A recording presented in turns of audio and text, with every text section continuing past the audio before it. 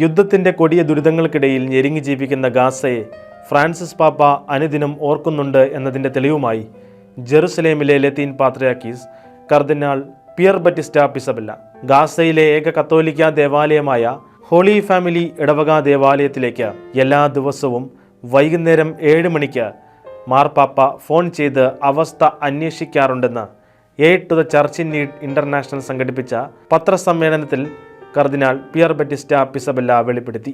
ഗാസയിലെ holy family ചർച്ചിലെ കുട്ടികൾ Francis പാപ്പായെ മുത്തശ്ശൻ എന്നാണ് വിളിക്കുന്നതെന്നും കർദിനാൾ പറഞ്ഞു. ഇപ്പോൾ പാപ്പ കുട്ടികളുടെ മുത്തശ്ശനായി മാറിയിരിക്കുകയാണ്. പാപ്പായാണ് വിളിക്കുന്നതെന്ന് കുട്ടികൾക്ക് ഇപ്പോൾ അറിയാം. പാപ്പായുടെ ഫോൺ കോളിലൂടെ ഗാസയിലെ സമൂഹത്തിന് മാനസികവും വൈകാരികവും ആത്മീയവുമായ വലിയ പിന്തുണയാണ് ലഭിക്കുന്നത്.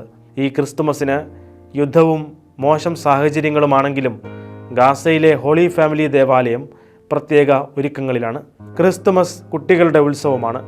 ഭക്ഷണം മാത്രമല്ല, കളിപ്പാട്ടങ്ങളും കുട്ടികൾക്ക് പരിചയപ്പെടുത്തുക എന്നതാണ് ഇപ്പോഴത്തെ ലക്ഷ്യം. കുട്ടികളുടെ ദൈനംദിന ജീവിതത്തിൽ ഇവ എന്തെങ്കിലും മാറ്റം വരുത്തുമെന്ന് പ്രതീക്ഷിക്കുന്നതായും കർദിനാൾ പറഞ്ഞു. കഴിഞ്ഞ ഒക്ടോബർ മാസത്തിൽ വത്തിക്കാനിൽ മെത്രാന്മാരുടെ സിനഡിൽ പങ്കെടുക്കുന്നവർ ഗാസയിലെ ദുരിതമനുഭവിക്കുന്നവർക്കായി നടത്തിയ ധനസമാഹരണത്തിൽ 32,000 യൂറോ ശേഖരിച്ചിരുന്നു. ഈ തുകയ്ക്കൊപ്പം 30,000 യൂറോ കൂടി ചേർത്ത് 62,000 യൂറോ, ഇന്ത്യൻ മണി ഏകദേശം 57 ലക്ഷം രൂപ പാപ്പായുടെ ഉപവികാര്യങ്ങൾക്കായുള്ള ഓഫീസ് അയച്ചു കൊടുത്തിരുന്നു.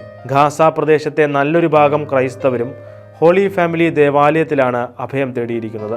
അടുത്തിടെയുണ്ടായ ആക്രമണങ്ങൾക്ക് മുൻപ് 1000-ലധികം ക്രൈസ്തവർ ഉണ്ടായിരുന്ന പ്രദേശത്ത് നിലവിൽ 700-ൽ താഴെ ക്രൈസ്തവർ മാത്രമാണ് അവശേഷിക്കുന്നത്.